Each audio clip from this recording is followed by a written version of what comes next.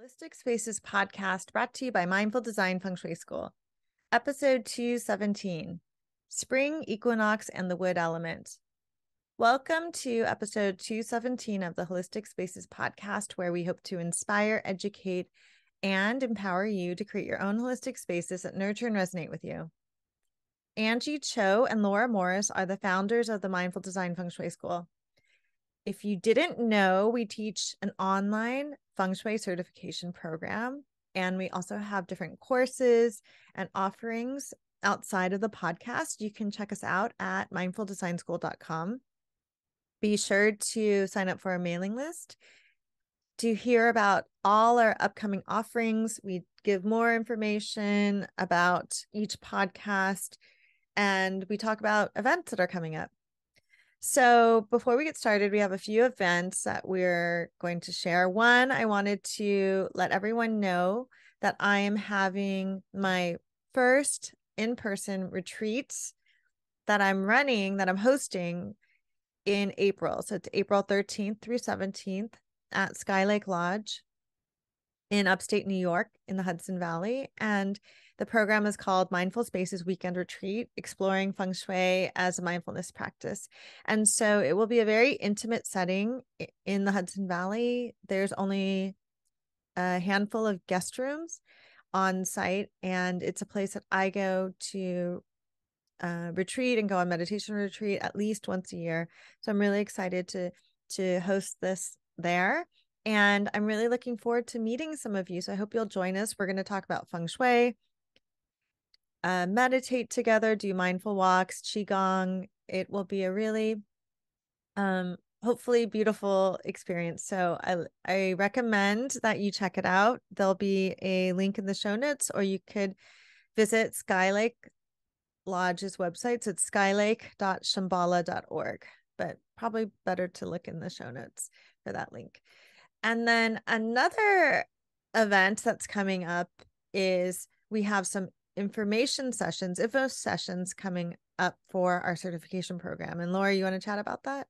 Yeah. For those of you out there that have been listening to us for a while, you know that we teach a certification program. It's our main, our main gig. And a few times a year, we do these live information sessions that go in deep and detailed about what the program is all about. We begin the next cohort, the next class, which is all live and online. And there is a cap of 18 students, and that starts at the end of April. So over the next month or so, we will be doing month and a half. We will be doing information sessions, and the links to these and all of the Zoom links, etc., are for our subscribers. So if you want to get on our mailing list and you don't want to miss a notification, check the link in the show notes. And you can also go to our homepage of our website, mindfuldesignschool.com. And you can also learn more about it there. The best way is just to get on our list, and then you're going to get an email about all of the ones that we're doing. And it's a great way to come. You get to meet us. We walk you through the entire program, and then you can ask questions. And it's taught live. It's not done as one of these recordings where you think it's live and then you show up and you realize that it's a recording. It is actually us there. And for our info session that's coming up, I guess we should look it up. What date it is? There is one on April the 8th, I believe. April 8th. And that one that one will have the Feng Shui boot camp in the beginning. Yeah. So that is on the heels of the for those of you that are already a part of it on our list, you'll be noticing that you're getting these Feng Shui basics, which is our free course that we've been doing. And it's just on the heels of that wrapping up. It's a 5-module free course that we're doing. And then on that, the following, once that wraps, we always like to do a closing live session where we do a boot camp of looking at floor plans, we answer questions, and then we go right into talking about the program. So again, those of you that are on our list have been seeing these, I'm sure, have been getting these modules that have been coming right into your inbox on Saturdays. And if you're not, join the list. You will have access to all of them. Don't worry. And one last thing that Laura and I want to tell you about the certification program is this is the last certification program that we're doing in 2023. So normally we also open up a program that starts in fall, but we're not doing that this year. So if you want to jump into the certification, this is your last chance this year to study with us.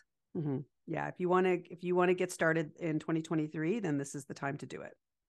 I mean, we'll be back next year. It'll be a little bit different. It will be. We're tweaking a little bit, but if you've been kind of sitting on this and you really were hoping to start in fall, we really encourage you to check it out for the spring, because the classes start in the end of April. Yeah, the last weekend of April. Yeah. So another timely event that we're talking about today is the spring equinox. And Laura's going to talk about the March 20th / March 21st. It usually falls on the 19th, 2021, but this year, for those of us in the, in this area, Eastern North American, the exact time is Monday, March the 20th at 5:24 p.m. Okay.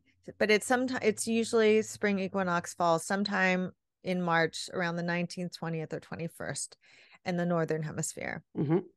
And the equinox is this time. It's called the vernal equinox. It signals the beginning of spring. In the southern hemisphere, it's the autumn equinox, but it's the time when in the Northern Hemisphere where the days start to get longer.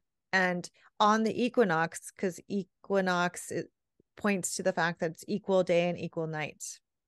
Exactly. And then we start seeing more of that yang energy of the sunlight, and that starts to get greater than the dark time, the yin. Yeah, the yin time. Yes. And we talk about the spring equinox and these important transitions: the spring equinox, the autumn equinox, the summer solstice, the winter solstice. We talk about them a lot, and more people are acknowledging these seasonal changes because we are seeing as a whole, as humanity, how important it is to be in touch with the natural world around us. So there's a great leaning to understand this more as we, it's how the world is kind of leaning right now. And so it's funny that like we kind of say similar things every year. And I was just looking back at what I said maybe a few years ago or last year. And I was talking about like blizzards, snowstorms, cold temperatures. And it's funny because like the day that Laura and I are recording this, we've both, in Canada where Laura lives, and in New York City where I live, we've just had a snowstorm. And in fact, in New York, we just had our first snowstorm all winter. And it happened just, a little bit before the spring equinox. So it's interesting that it seems counterintuitive that this is the time of spring when we're now just getting very cold weather, but it's how things work. And they say that in the temperate zone, they say March comes in like a lion and leaves like a lamb.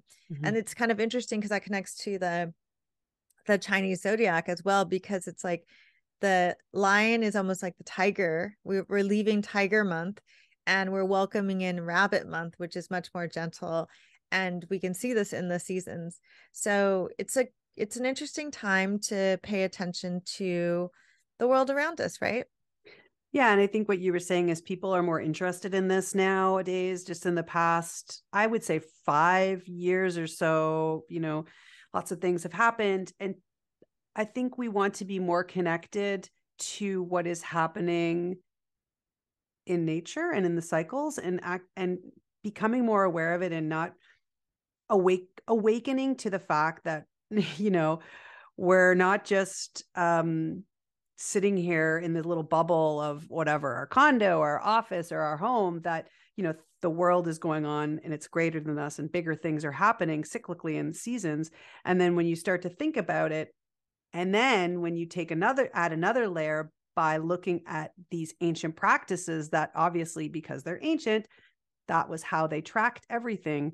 It gives you this this, I don't know, a sense of mystery and something that you haven't really discovered before. So I think people are really interested in, okay, what does it mean when it's the spring equinox? What does it mean when it's winter solstice? What does that mean for me? What is that, how can I look at what's happening in nature and energetically, because that's what we talk about here, and how can I start to live my life a little more connected to that?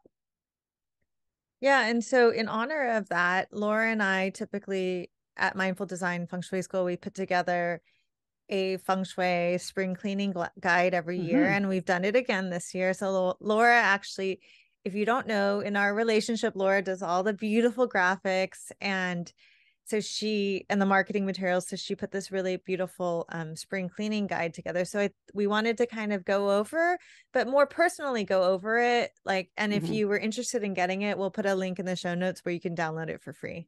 Yeah, exactly.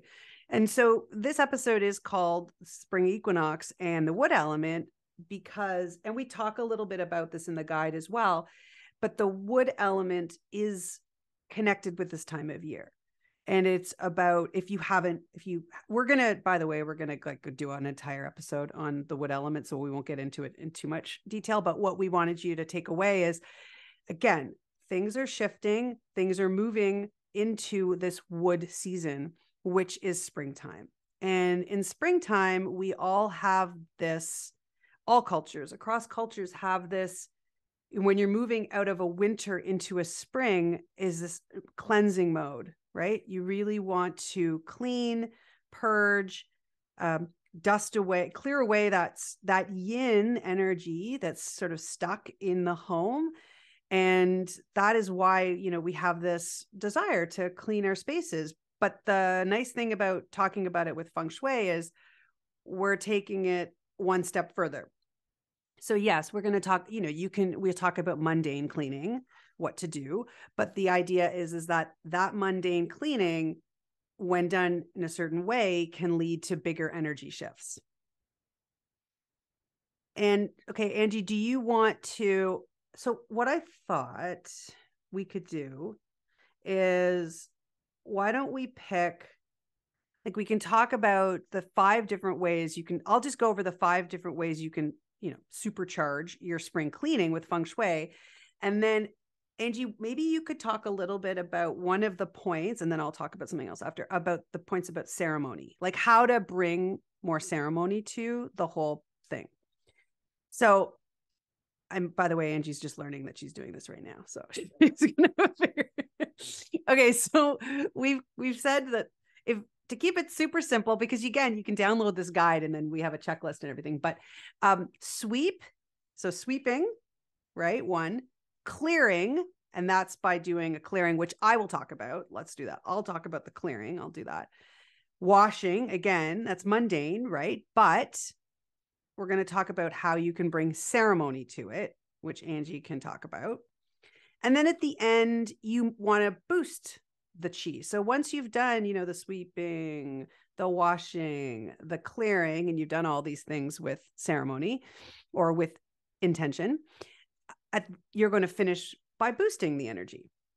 So, okay. So I'm not going to get into how you sweep your house and how you wash your house, because, that'll be on the checklist and I'm hoping you guys know that.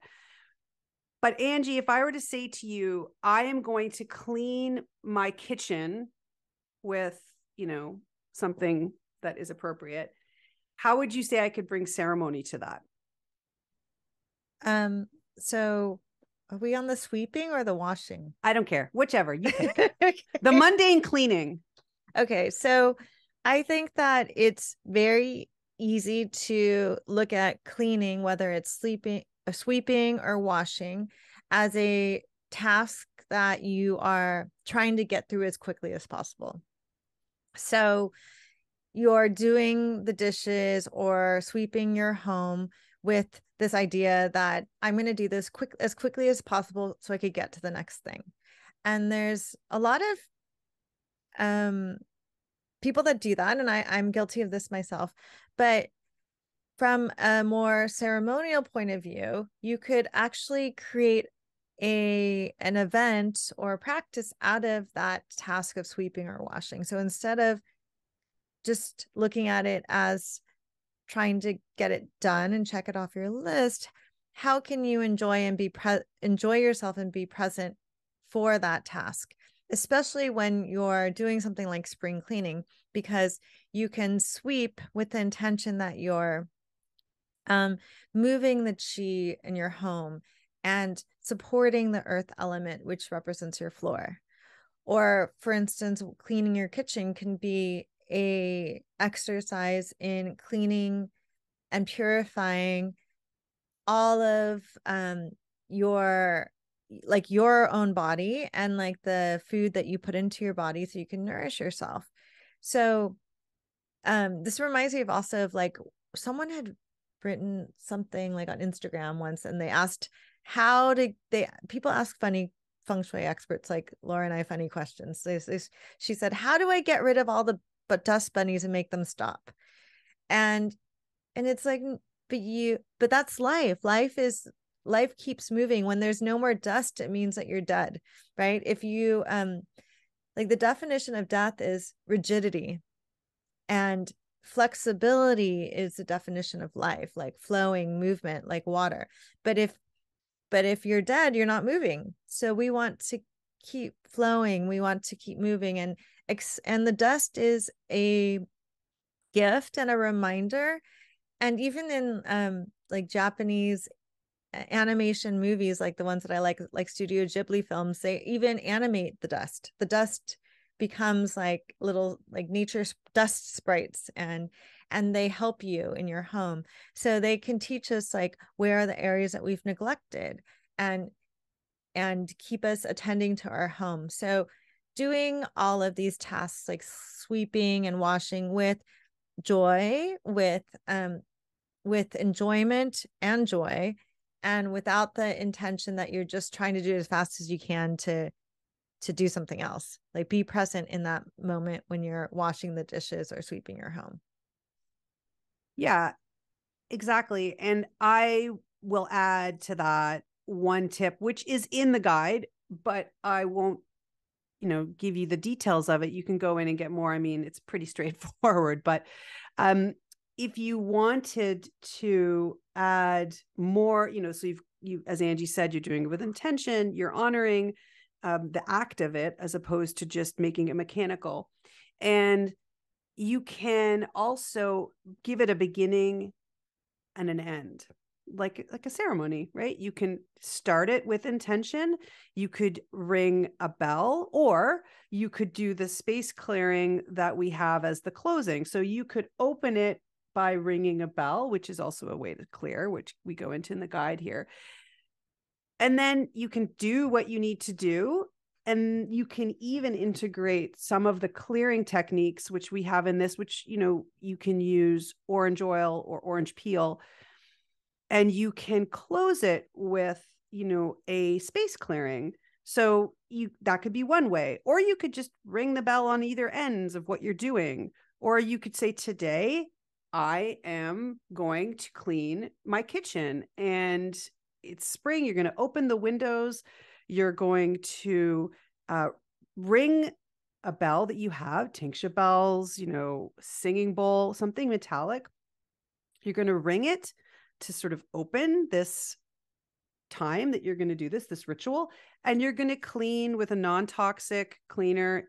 Adding a little orange oil into it brings in that yang energy that you're honoring, because again, this is a time where the yang qi is increasing as the sun grows stronger and brighter.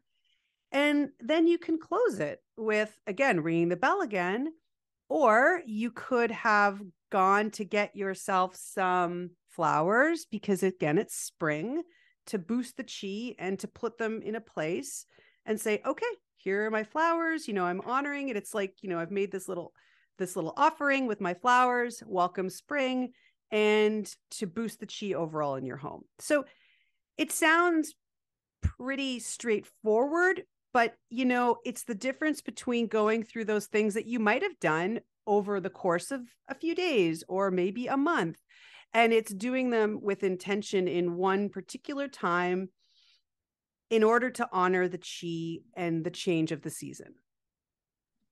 Yes. And also in our feng shui spring cleaning checklist, we go through these three different tasks based on areas of your home. And that's another way to bring the intention in. So I mentioned earlier the kitchen. The kitchen represents how you nourish yourself. It's where you cook your food. It's where you prepare your food. So it provides health and vitality to you and your family. It also holds the stove, which is your source of wealth and your resources, and it's fire chi. So we really think that the kitchen is one of the most important areas to look at for your spring cleaning checklist. So we have this on the checklist, but like when you clean out your fridge, you can visualize that you're letting go of things that are no longer serving you, like spoiled food or expired food, wiping down the surfaces, just like you're cleaning out your body, because the food that you put into your body directly affects you. And then the stove is really important too. So we have a couple things for the stove, but mostly you want to keep your stove in good working order and clean because it represents your wealth and resources. And then if you go to the entryway represents your face to the world. It's how the world sees you. It's how chi comes into your home. So we give some suggestions, one of which is that you can sweep the front step and landing. So sweeping that area with intention that you're stirring the chi around, that you're you're moving away anything that's been neglected, any dust that's accumulated, and you're allowing it to shine and polish it up so it can invite in new and fresh chi.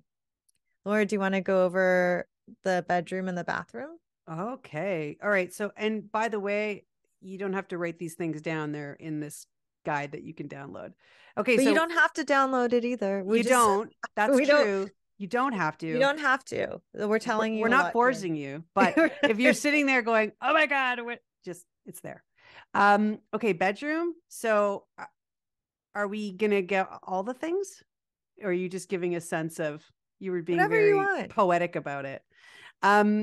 Okay. Bedroom. Again, this is a place where you talked about where you're also not just nourishing yourself, with food in the kitchen, but this is a place where you heal in your bedroom, right? And you recharge. So one thing to do would give yourself a treat and either change the sheets for the spring equinox if you haven't done that in a while, which I'm hoping you have, but it doesn't matter. Add that ceremony and say, today, in honor of the spring equinox, I'm going to put on fresh sheets. If you want to even take it a step further and bring in that wood element, you could go out and get yourself some green sheets because that's connected with wood element. And actually a little aside, we had posted something on our Instagram account, like a bedroom checklist, and it had said remove emotional items. And I noticed someone had a question that they didn't understand what that meant. And that's another thing. It's what do you like? I would say, like, what do you think emotional items means? Because under the bed, right? Yeah, from under the bed, because that could be different for each person, right? Mm-hmm. So something maybe clearly some things that would be very emotional would be divorce papers, or photos of your you and an ex. That could be, but also there's positive emotional things, right? Maybe there's baby pictures there of your son, who knows, but the idea is to have it more neutral around where your bed is, and to not have to have more equanimity in the chi that's surrounding you as you sleep, so that you can rest, that you don't have very turbulent, whether it's very excitable, very happy, or very low, depressed. You kind of want something with more equanimity, more equilibrium and balance around you when you're sleeping. Yes. And then bathroom.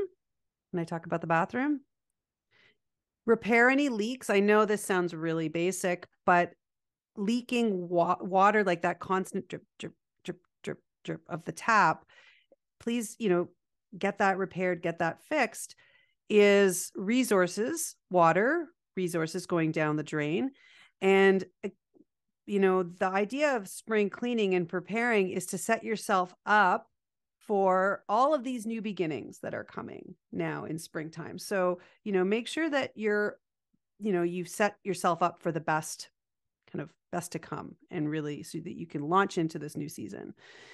And one other thing is clean the mirrors of your bathroom with a non-toxic cleaner. And again, bring that concept of ceremony into it, and clean them with the acknowledgement that you can see clearly, that you're bringing more clarity into where you're going. So, you're going to put your best foot forward into this new time and this new season, and then make sure that you have a clear vision of where that is. So while you're cleaning that mirror, think about that, set that intention.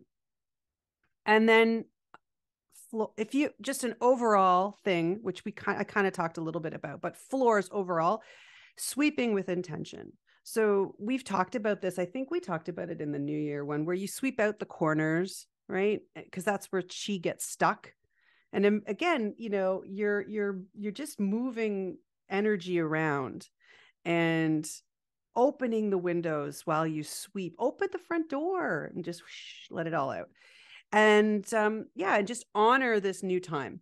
Again, it's a lot of intention, and then adding this ritual to it that gives, there's a reason why you listen to this podcast, and there's a reason why you're interested in these modalities, is because you believe that there's a bigger connection around these times of year. So, honor it. And the checklist may seem mundane and basic, but that's why the timing is important, and also the intention and ceremony around it.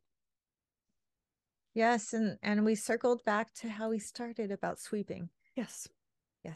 So we hope that all of you have a delightful and energetic spring equinox. We look forward to seeing you next week. And thank you so much for listening to this episode of the Holistic Spaces podcast. You can listen to us every week. We have a new episode every Monday. And if you like our podcast, please share it with others, subscribe, leave a review. You can always support us by checking out our certification and mini courses at mindfuldesignschool.com. It's always great to get on our mailing list. You can sign up in the show notes, and we have information also about our inner circle, which is a online community that is going to be open up for enrollment pretty soon too. So we hope you'll join us for that, where we have monthly, 2 monthly calls. One is a live Q&A call, and another is a live floor plan call, and they're really great. People love them. So we hope you'll join us at the inner circle. And the best way to find out about that is to join our mailing list. So again, sign up in the show notes, or just check your spam folder if you're already on there. So thank you so much for listening, and we'll see you next week.